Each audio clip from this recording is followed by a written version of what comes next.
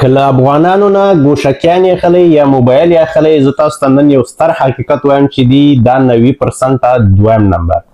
شاید تاسو ډبی بند والی اشنا می دوسته می، اما زه تاسو ته یو خبره وکړم چې زه نن تاسو ته یو ستر حقیقت وایم. د ما سره دی ایرپورټس پرو دی او دا زه خپل هم خرڅوم، زه خپل هم همدې کار کوم. دا دی 90% دویم نمبر. دا ګوره ډېر غټ تعداد دی.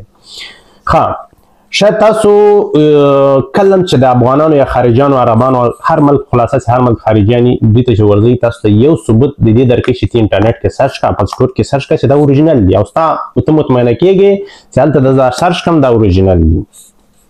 داسې ته کله هم سرچ کې نو تا ته راوځي اوریجنل. که ته د ګوشکیان یې که ایپاډ یې که په ټلیفون یې دي که سامسنګ هم دي نور برانډونه هم دي.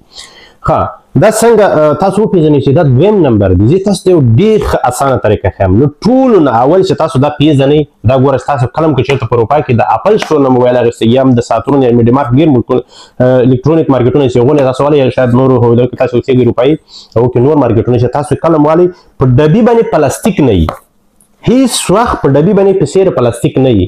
کله هم چې په ډبي باندې پلاستیک نه وي دا دی اوریجنل. او شاید ته خو وایې چې ما دغه افغاني نه پلاني نه واغسې په ډبي باندې پلاستیک نه و. امکان لري چې پلاستیکونه یې ترې لرې کړي ځکه چې هغه ښه ورا معلومېږي. د اپل چې د دوه دانې هغه لري کاغذونه لري چې هغه وشکې ډبۍ خلاص کړي بس، نور په څېر پلاستیک نه وي په یو ملک هم نشته ځکه د اپل خپله تولید کوي. او ما په اپل سټور کې سکیورټي کار کړی، ما ته پته ما دې ټوله پوښتنه کړې ده او زه یې خپله خرڅوم.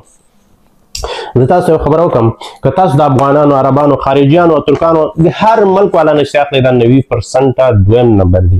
بعضې موبایل یې کولاوي شاته یې یو بارکوډ یې پې دا رقم یو بارکوډ یې پې سټیکر یې پې هغه هم دویم نمبر دی. زه تاسو ته په دې ویډیو کې نه په بله ویډیو کې نور علتونه ښیم چې دا څنګه دویم نمبر راځي. هیله زموږ چینل سره فالو کوئ او د بلې ویډیو په تمه اوسئ. انشاءالله زه ټول ډیټیل تاسو ته وایم چې دا څنګه دویم نمبر راځي. تر بلې ویډیو په الله سپارم.